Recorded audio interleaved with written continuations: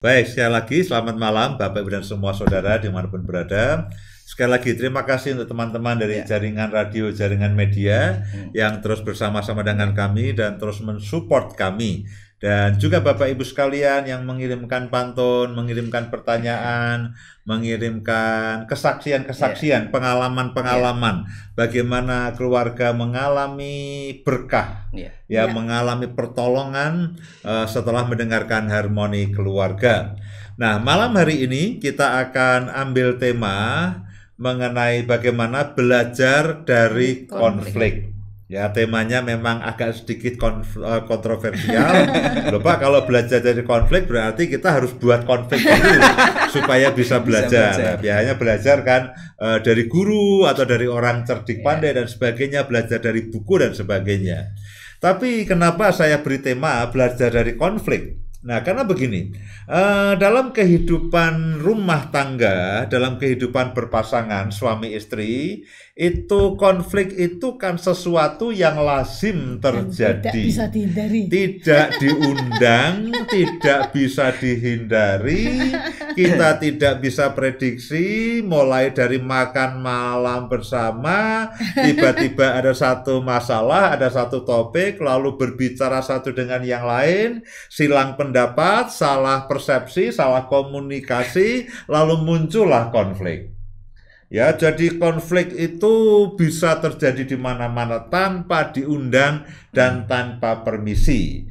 Kita punya anak, kita tidak punya anak, kita punya pekerjaan, kita tidak punya pekerjaan, uangnya sedang sedikit atau uangnya sedang banyak, itu semuanya punya potensi menimbulkan konflik. Kalau uangnya pas-pasan atau bahkan sedang kurang, kadang-kadang itu jadi konflik. Bagaimana dengan uang yang tidak banyak itu kita bisa memanfaatkan, mengoptimalkan. Tapi kadang-kadang ketika uang banyak, suami istri rebutan. Yang suami pengen beli ini, yang istri pengen beli ini, yang anak mau ganti HP baru dan sebagainya. Jadi konflik itu terjadi di dalam rumah tangga, bahkan dalam kehidupan kami, tanpa diundang dari hari ke hari, dan tidak ada yang bebas konflik, dan tidak ada jaminan asuransi yang mengatakan setelah ini minggu depan tidak akan ada konflik. Kita tidak bisa menjanjikan hidup berkeluarga yang tanpa konflik. Bahkan pembicara pada malam hari ini pun tidak ada jaminan bahwa kami tidak ada konflik. Konflik itu sangat mungkin terjadi. Dan konflik itu juga acap kali bisa makin membesar. Akan acap kali bisa makin membesar, makin tajam dan makin menyusahkan. Kemudian konflik satu itu akan, kalau tidak terselesaikan dengan baik, tidak jarang juga akan menimbulkan konflik yang lainnya. Misalkan begini. Saya dan Bu Indah itu punya masalah, ini contoh, punya masalah dengan komunikasi. Ya, dia orang galak, saya orang galak.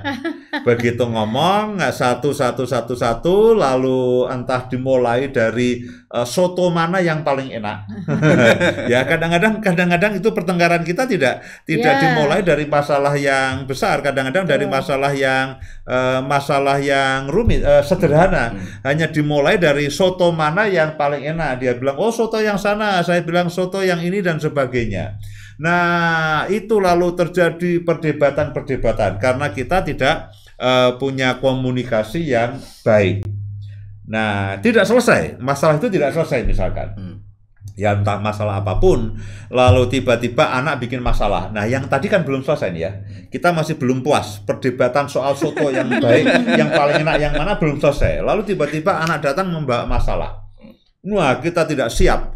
Lalu saling menyalahkan, ini gara-gara kamu, nah gara-gara ayah, gara-gara bapak, oh gara-gara kamu tidak bisa mendirikan anak, kamu ayahnya, kamu ibunya, lahir dari mana, kamu yang sudah karu-karuan.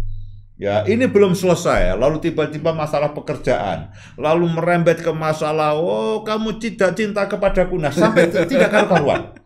Ya, acap kali masalah yang tidak selesai, masalah yang tidak tuntas itu memicu. Atau ketika masalah itu tidak tuntas, lalu ada masalah yang lain, itu jadi membesar bersama-sama. Nah, jadi konflik itu kita tidak undang tapi sering kali terjadi dalam kehidupan pasangan dan rumah tangga.